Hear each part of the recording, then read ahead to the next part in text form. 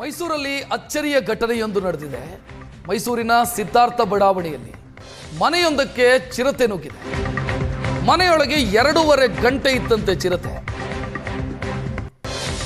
ಅನಾರೋಗ್ಯ ಪೀಡಿತ ಅಜ್ಜಿಯೊಬ್ಬರ ಮಂಚದ ಕೆಳಗೆ ಮಲಗಿತ್ತದು. ಯಾರಿಗೂ ಗೊತ್ತೇ ಆಗಿರಲಿಲ್ಲ. 2.5 ಗಂಟೆ ಚಿರತೆ ಇದ್ರೂ ಕೂಡ ಈ ಅವಧಿಯಲ್ಲಿ ಅಜ್ಜಿಯನ್ನು ನೋಡೋದಕ್ಕೆ ಅಂತ ಆ ರೂಮ್ನ ಒಳಗೆ ಇಬ್ಬರು ಬಂದು ಹೋಗಿದ್ದಾರೆ. ಮನೆಯ ಸದಸ್ಯರು ಇಬ್ಬರು ಬಂದು ಹೋಗಿದ್ದಾರೆ. ಅವರಿಗೂ ಗೊತ್ತಾಗಲಿಲ್ಲ. ಕೊನೆಗೆ ಕೆಲಸದವರು ಬಂದು ನೋಡಿದಾಗ ಚಿರತೆ ಇದೆ ಅನ್ನೋದು ಗೊತ್ತಾಗಿದೆ. ಆದರೆ ಯಾರಿಗೂ ಏನು ಮಾಡಿರಲಿಲ್ಲ. ಚಿರತೆ 2.5 ಗಂಟೆಗಳ ಕಾಲ ಅದು ವಿಶ್ರಾಂತಿ ಪಡ್ಕೊಳ್ತಾ ಇತ್ತು ಮಂಚದ ಅಡಿಯಲ್ಲಿ. ಮೇಲೆ ಅಜ್ಜಿ ಮಲಗಿದ್ರು, 90 ವರ್ಷದ ಅಜ್ಜಿ ಮಲಗಿದ್ರು. ಸದ್ಯ ಚಿರತೆಯನ್ನು ಸೆರೆ ಹಿಡಿಯಲಾಗಿದೆ. 3 ಆ ರೂಮಿಗೆ ಬಂದು ಹೋಗಿದ್ರು, ಅಜ್ಜಿ ಇದ್ರು ಮೇಲೆ. ಸದ್ಯ ಚಿರತೆಯನ್ನು ಸೆರೆ ಈ ಬಾರಿ ಮೈಸೂರು ನಗರದ ಹೃದಯ ಭಾಗಕ್ಕೆ ಕೂಡ ಚಿರತೆ ಬಂದಿದೆ. ಅದು ಕೂಡ ಮೈಸೂರಿನ ಸಿದ್ಧಾರ್ಥ ಲೇಔಟ್ನ ಸುರೇಶ್ ಎಂಬುವರ ಮನೆಗೆ ಬಂದಂಥ ಚಿರತೆ ಸುಮಾರು 2.5 ಗಂಟೆಗಳ ಕಾಲ ಅವರ ಮನೆ ಒಳಗಡೆ ಇತ್ತು. ಬೆಳಗ್ಗೆ 7:30 ಸುಮಾರಿಗೆ ಮನೆಯಲ್ಲಿ ಈ ಒಂದು ಡೋರನ್ನು ಬಿಟ್ಟಂತೆ ಇನ್ನು ಬೇರೆ ಯಾವ ಡೋರನ್ನು ಕೂಡ ಅವರು ತೆರೆದಿರಲಿಲ್ಲ. ಬೇರೆ ಯಾವುದೇ ಡೋರಿಂದ ಕೂಡ ಬರುವಂಥ ಅವಕಾಶಗಳಿರಲಿಲ್ಲ. ಅದನ್ನು ಸುರೇಶ್ ಅವರು ಕೂಡ ಹಾಲ್ನಲ್ಲಿ ಇರ್ತಾರೆ. ಈಗೇನು ಇರ್ತಾರೆ ಈ ಒಂದು ಪೊಸಿಷನ್ನಲ್ಲೇ ಕೂಡ ಅವರು ಇರುವಂಥದ್ದು. ಅದೇ ರೀತಿಯಾಗಿ ಅವರ ಪತ್ನಿಯಾದಂಥ ಸುಜಾತ ಅವರು ಏನಿದ್ದಾರೆ ಅವರು ಈ ಒಂದು ಅಡಿಗೆ ಮನೆಯಲ್ಲಿರ್ತಾರೆ. ಅವರು ಅಡಿಗೆ ಕೆಲಸವನ್ನು ಮಾಡ್ತಿರ್ತಾರೆ.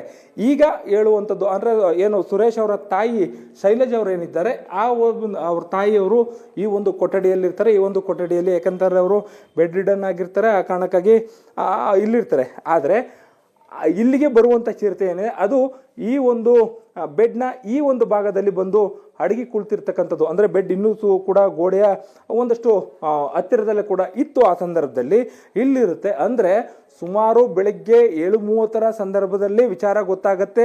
ಅವರು ಮನೆಯ ಬಾಗಿಲನ್ನು 7:30ಕ್ಕೆ ಕ್ಲೋಸ್ ಮಾಡ್ತಾರೆ. ಕ್ಲೋಸ್ ಮಾಡಿದ ನಂತರದಲ್ಲಿ ಸುಮಾರು ಬೆಳಗ್ಗೆ 10 ಗಂಟೆವರೆಗೂ ಕೂಡ ಅಂದರೆ ಏನು ತಾಯಿ ಇರ್ತಾರೆ ಅವ್ರ ತಾಯಿಯನ್ನು ನೋಡ್ಕೊಳ್ಳಿಕ್ಕೆ ಬರುವಂತಹ ಕೆಲಸಗಾರ ಏನಿರ್ತಾರೆ ಅವ್ರು ಕೂಡ ಬರ್ತಾರೆ.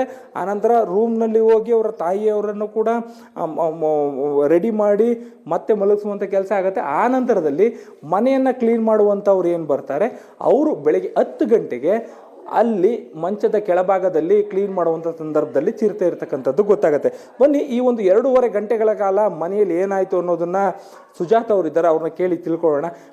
ನಮ್ಮ ಯಜಮಾನರು ಹಾಲಲ್ಲಿ ಕೂತಿದ್ರು. ನಾನು ಅಡುಗೆ ಮನೆಯಲ್ಲಿ ಕೆಲಸ ಮಾಡ್ತಿದ್ದೆ. ನಮ್ಮ ಅತ್ತೆ ಮಲ್ಕೊಂಡಿದ್ರು.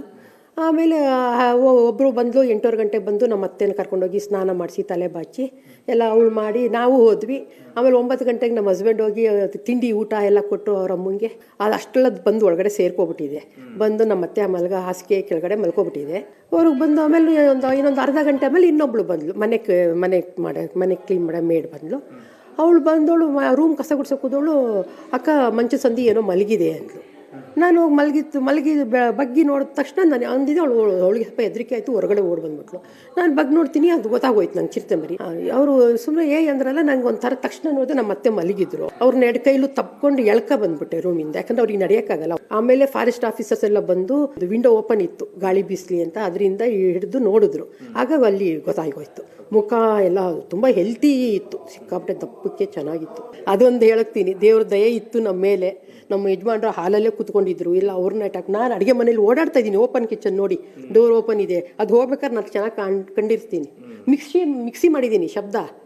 ಆ ಶಬ್ದಕ್ಕೂ ಅದು ಏನು ನಮ್ಮನ್ನು ಅಟ್ಯಾಕ್ ಮಾಡ್ಬೋದಿತ್ತು ಏನೋ. ಹಾಗೆ ಹೋಗಿ ಮೂಲೆಯಲ್ಲಿ ಮಲಗಿತ್ತು. ಅದೃಷ್ಟ ಅಷ್ಟೇ, ಅದು ನಮ್ಮ ಅದೃಷ್ಟ ಅಂತ ಹೇಳ್ತೀನಿ. ಕ್ಯಾಮ್ರಾ ಪರ್ಸನ್ ನವೀನ್ ಜೊತೆ ಮಧು ಎಂ ಚಿನ್ಕುರುಳಿ, ಏಷ್ಯಾನೆಟ್ ಸುವರ್ಣ ನ್ಯೂಸ್, ಮೈಸೂರು.